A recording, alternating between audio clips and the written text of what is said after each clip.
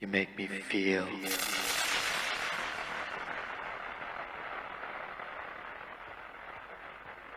There is a peculiar thing about those who walk a path of awakening, a quiet solitude that follows them like a shadow. It is not a loneliness imposed from the outside, but a deep understanding that makes ordinary companionship difficult. Most people are bound together by mutual illusions, by shared dreams of what life is supposed to be. But the moment one sees through the dream, the ties that once held them to others begin to loosen. A person who sees the nature of reality cannot pretend. They do not chase validation, nor do they seek to belong for the sake of comfort. They are not enchanted by the games of status, gossip, or the endless pursuit of things that will one day fade into dust, and this makes them strange to the world. Others may smile at them, exchange pleasantries, even admire them from a distance, but they will not truly connect. For connection, as most know it, relies on shared illusions, and once one has stepped beyond, there is no returning to that old way of being. There is an unsettling truth in realizing that most friendships are built on need. People need entertainment, reassurance, a distraction from their own emptiness. But the one who has glimpsed something beyond does not need in that way. They do not grasp or cling. They do not engage in relationships that exist merely to fill time or silence. They see beauty in solitude, in the vastness of their own being, and in the quiet space where truth emerges. To those who still live within the framework of the mind, such a person appears distant, perhaps even arrogant. But it is not arrogance, it is simply the absence of the need to perform, to be anything other than what they are. And this makes them difficult to relate to. The world admires the wise from afar, but does not truly wish to know them. For to know them is to risk shattering one's comfortable illusions, and most people would rather keep their illusions than embrace the unknown. Those who walk this path do not lament their solitude, for they understand that it is not loneliness but freedom, a freedom that allows them to exist without compromise, to see the world as it is, rather than as it is wished to be. And while the world may see this as having zero friends, the truth is something far greater. The one who has let go of illusions has made peace with everything. There is something profoundly unsettling about seeing the world for what it is. It is as if a veil has been lifted, and in that moment, everything that once felt certain, solid, and familiar begins to dissolve. The rules that once seemed so absolute, what is good, what is bad, what one should do, how one should live, no longer hold the same weight. And with this shift comes a quiet separation from the world and the people in it. It is not a choice made out of bitterness or resentment. It is not that one wishes to be alone. Rather, it is the natural consequence of understanding, of seeing through the layers of conditioning that keep most people tethered to the illusions of society. The more one awakens to the truth, the more difficult it becomes to engage in the games that once seemed important. Small talk feels empty. Gossip feels like noise. The constant struggle for validation, success, and approval appears pointless, a fleeting distraction from something deeper. Most people do not seek truth. They seek comfort. They seek familiarity. They seek confirmation that the way they are living is right, that their beliefs are correct, that their choices are justified. But the moment one steps beyond this, they are no longer a participant in the collective dream. They become an outsider, not because they have rejected the world, but because the world no longer recognizes them as one of its own. There is an odd paradox in all of this. The one who sees beyond illusion does not judge those who remain asleep. There is no anger, no frustration, no superiority, only understanding. They see why people cling to their beliefs, why they hold on to their routines, why they seek distractions. They understand that most are simply afraid of the unknown, afraid of letting go, afraid of questioning too deeply, for fear that everything they have built their identity upon might crumble. And so, the awakened one moves differently.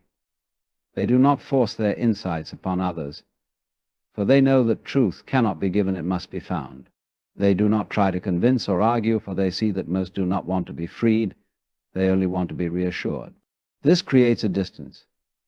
not an intentional one, but an inevitable one. Friends drift away.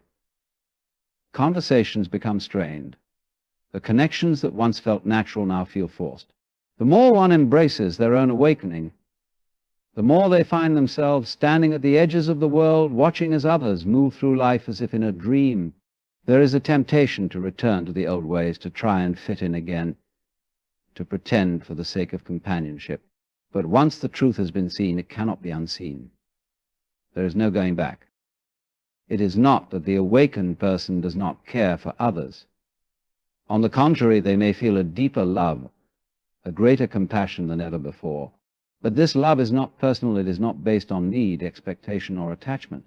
It is simply there, flowing like a river, expecting nothing in return.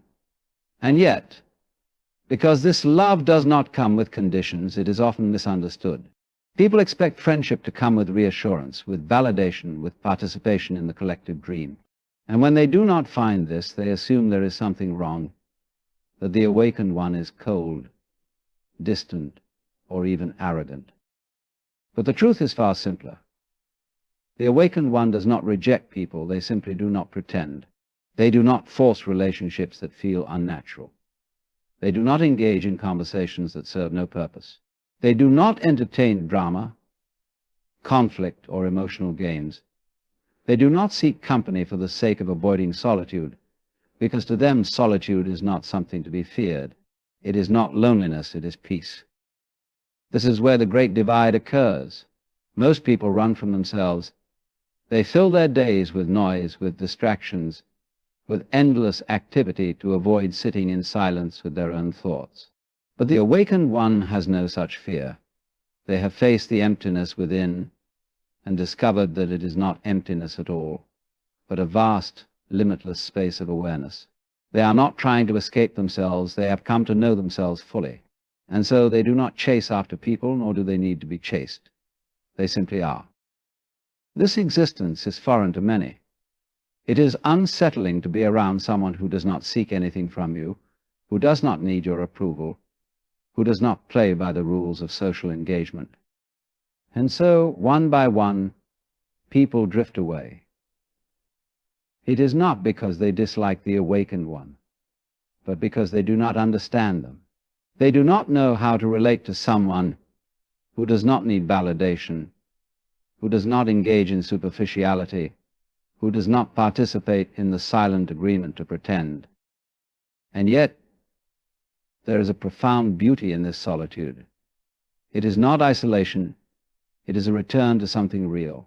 It is a stepping away from the noise and into the vastness of existence itself. It is a life lived without pretense, without masks, without the constant pressure to be something for someone else. There may be moments of longing, moments where one wishes they could go back, where the old ways seem tempting for the sake of connection. But deep down, the awakened one knows that such connections would be hollow, built not on truth but on mutual illusion. And so they walk their path alone, not because they have been cast out, but because they have outgrown the need to belong in a world that does not yet understand itself. Most people believe that friendships are formed out of deep connection, shared values, and mutual respect. On the surface, this seems true. But when you begin to look deeper, you start to see that most relationships are built on something far more fragile, shared illusions. People come together not necessarily because they truly understand each other, but because they validate each other's beliefs, reinforce each other's worldviews, and provide distractions from the deeper questions they might not want to face. Human beings are social creatures, but this need for connection often stems from a deeper fear of being alone. People seek friendships to fill space, to avoid silence, to create a sense of belonging in a world that often feels unpredictable and chaotic.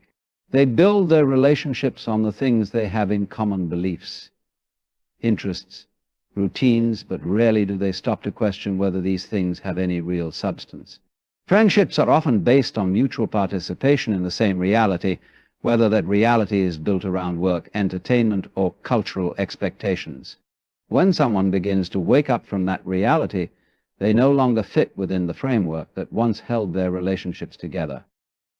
A person who starts to see beyond the surface of life, who questions things deeply, who no longer clings to the same attachments, will naturally begin to notice that the connections they once had start to fade.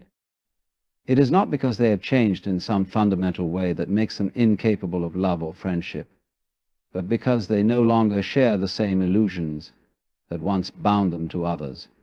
The conversations that once felt engaging now seem repetitive. The dramas that once seemed significant now appear trivial. The endless discussions about status, success, and external validation lose their grip. Most friendships are not rooted in truth, but in a mutual agreement to keep certain ideas alive. People bond over shared complaints, over gossip, over the struggles they face. They bond over their fears, their desires, their ambitions. But what happens when one person no longer plays that game? What happens when someone stops seeing life as a competition? When they stop believing in the necessity of struggle? When they stop defining themselves through external measures of success? The foundation of those friendships begins to crumble.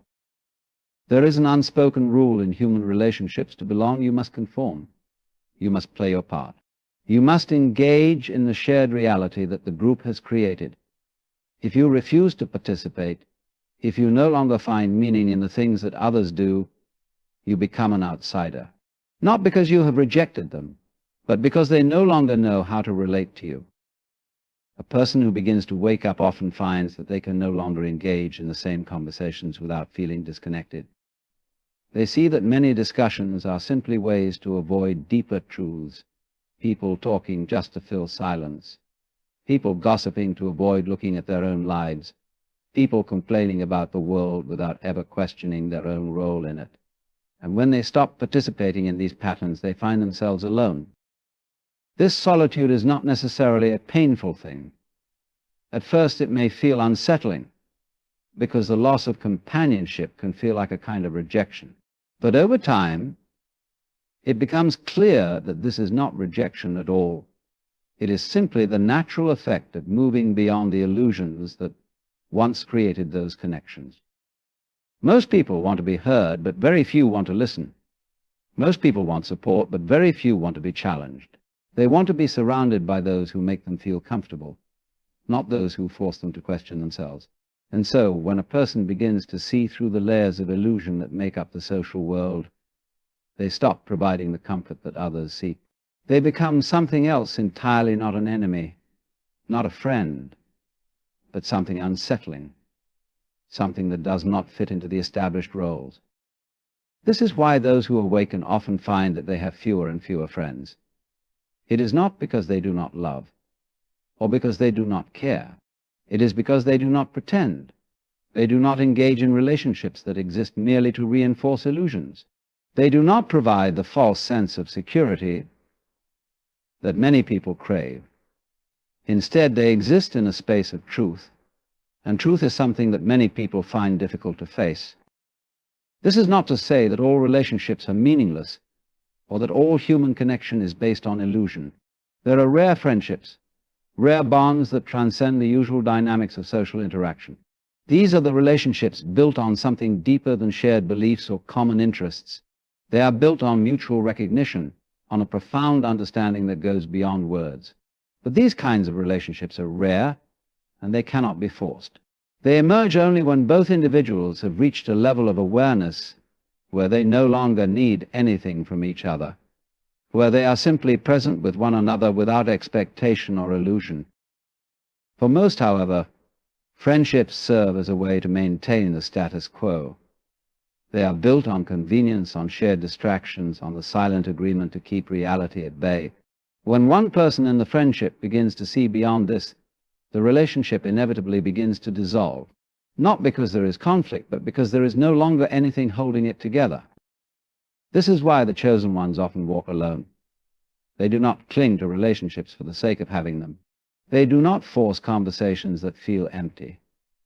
They do not participate in the endless cycle of validation and reassurance that most friendships require. Instead, they accept solitude, not as a burden, but as a natural state of being. They understand that true connection is rare, and that most relationships are temporary, existing only for as long as both individuals remain in the same illusion. And so the awakened one moves through the world without attachment. They do not mourn the friendships that have faded, for they see that those relationships were never truly about connection, but about shared perception. They do not chase after companionship, for they know that what is real will always find its way to them in its own time. They do not seek to fit in, for they have realized that there is nothing to fit into. There is a peace in this understanding, a deep sense of freedom. While others may see their solitude as loneliness, the awakened one knows better. They see that most people are never truly alone, yet they feel more lost than ever. They fill their lives with people, with conversations, with endless social interactions, yet they still feel empty inside. But the one who has let go of illusion does not need to fill this space with others. They have come to know themselves, and in doing so, they have found the only companionship that truly matters. Human relationships are built on a delicate balance of shared experiences, mutual understanding, and a subconscious need for validation. Most people seek companionship not only for the joy of connection, but also for the comfort of reinforcement. They want to be surrounded by those who affirm their beliefs, validate their emotions, and provide a sense of belonging in a vast, uncertain world. This is why social circles often consist of individuals who think alike, act alike, and live within the same set of mental constructs. When someone begins to walk a path that diverges from the conventional, when they start questioning the norms, when they stop engaging in the social rituals that once made them feel included, they disrupt this balance. They become different, not in the external sense of appearance or lifestyle, but in their very way of being. Their presence alone becomes a silent challenge to those around them, and this is often enough to push people away. People are drawn to what is familiar, to what reassures them that they are on the right path. When someone steps outside of that familiar framework, they become an anomaly, something that cannot easily be categorized or understood.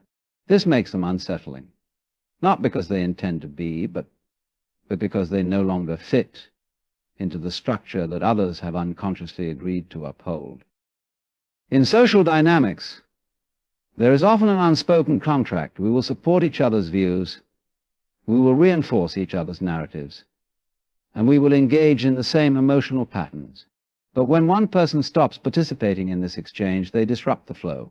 They no longer play along with the expectations. They no longer react in the same way. They no longer seek validation from the same sources.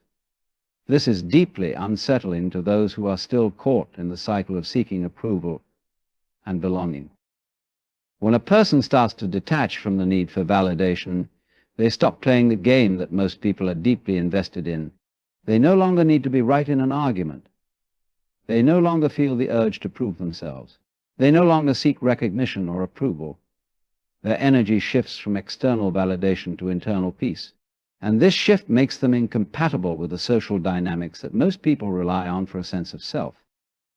Validation is the glue that holds many relationships together. People seek friends who make them feel good about themselves, who reaffirm their identities, who provide comfort in times of doubt. When someone no longer engages in this exchange, they are perceived as distant, uninterested, or even cold. But in reality, they are simply no longer feeding the patterns of reassurance that most relationships require. Imagine a scenario where a group of people constantly seek validation from one another, engaging in conversations that revolve around shared struggles, mutual complaints, and collective desires. Now imagine one individual within that group no longer seeks the same validation. They listen, but they do not react in the expected ways. They do not engage in unnecessary drama. They do not offer empty words of encouragement, nor do they echo the same frustrations. They are present, but they do not participate in the emotional exchanges that others depend on. To those still caught in the cycle, this behavior can feel unsettling. They may perceive the individual as distant, disconnected, or even arrogant. They may feel as though they are being judged. Even when no judgment is present, they may feel exposed, as if their own reliance on validation has suddenly been made visible. And so, instead of embracing this presence as an opportunity for growth, they distance themselves. They seek out those who will continue to provide the familiar sense of validation they are accustomed to.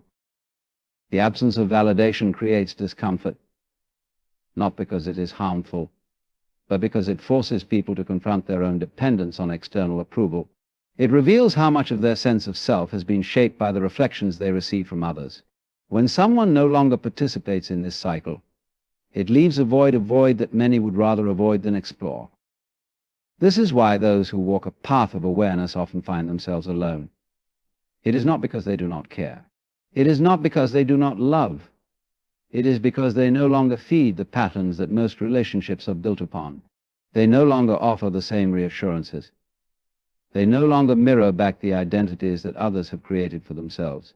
They exist in a space of neutrality, of quiet understanding, of deep presence. And for many, this is uncomfortable. Most people do not seek truth in their relationships. They seek comfort. They seek familiarity, recognition, and the reinforcement of their existing beliefs. When someone stops providing these things, they are perceived as an outsider, as someone who does not belong. Not because they have done anything wrong, but because they no longer fit within the framework of expectation. This is the paradox of awakening. The more one sees, the less they need. The more one understands, the less they seek validation. And the less they seek validation, the fewer connections they maintain. Not out of bitterness, not out of rejection, but simply because most relationships require a mutual participation in illusion. But for those who have stepped beyond this, solitude is not a punishment. It is not loneliness in the way most people understand it. It is simply a natural consequence of no longer being bound by the need for validation. It is a quiet liberation, a space of inner peace where relationships are no longer based on dependency, but on true recognition. When a person reaches this state, they no longer fear solitude. They do not seek companionship for the sake of filling a void. They do not engage in friendships that require them to be anything other than what they truly are. They move through the world without the need to be seen, without the need to be understood, without the need to be accepted. And in this they find a kind of freedom that most will never experience. The way people interact is largely dictated by the structures they have built around their lives. Society operates on a network of unspoken rules, habits, and expectations that maintain a certain level of predictability. People feel comfortable when they know what to expect from others, when behaviors align with shared norms, and when interactions follow familiar patterns. This creates a sense of security, a feeling that the world is ordered and comprehensible. When someone begins to operate outside of these patterns, they become an anomaly. They disrupt the predictability that most people rely on for social harmony. They no longer react in the expected ways. They no longer engage in the same conversations. And they no longer conform to the silent agreements that hold social circles together. This change, though subtle, is deeply unsettling to those who remain attached to the structures that define their reality. Most relationships are built on a set of mutual reinforcements. People bond over shared beliefs, common struggles, and similar life perspectives. When someone challenges these structures not through direct confrontation, but merely by no longer participating in them, they inadvertently disturb the foundation upon which these relationships are built. Those who once felt understood now feel disconnected, as if the language they have spoken all their lives is suddenly being met with silence. This is not because the individual has become distant or unkind, but because they have stepped outside of the patterns that most people unconsciously operate within. They no longer seek validation through common struggles. They do not reinforce the narratives that others rely on for identity, and they do not engage in emotional exchanges that are based on a need for approval or reassurance. Their presence alone becomes a silent reminder that there is another way to exist, a way that does not depend on external confirmation. For those still attached to social structures, this can feel alienating. It can feel as though they are being left behind, as though the one who has changed is no longer accessible in the same way. They may feel as though they have lost a sense of familiarity, a shared connection that once gave them comfort. And rather than question their own attachment to these structures, they often distance themselves from the one who no longer plays along. This distancing is not always intentional. It happens subtly through small changes in interaction, through a gradual fading of connection. Conversations become shorter, invitations become fewer, and the warmth of familiarity is replaced by an unspoken discomfort. It is not a matter of dislike or resentment, but rather a fundamental difference in the way reality is perceived and engaged with. To the one who has stepped outside of these structures, this shift is neither surprising nor painful. They see it for what it is, a natural consequence of no longer fitting into a world that requires constant participation in shared illusions. They do not resist it, nor do they try to force connections that no longer hold meaning. They understand that relationships built on mutual reinforcement cannot survive when one person no longer needs that reinforcement. What remains is a profound solitude, not born of rejection, but of transformation. This solitude is not a void to be filled, nor is it a source of suffering. It is simply a space of being, a space where interactions are no longer dictated by unconscious agreements, but by genuine resonance. In this space, friendships may still exist, but they are rare. They are no longer based on a need for validation or belonging, but on a deeper recognition that transcends social structures. This is why those who step outside of conventional social patterns often find themselves alone.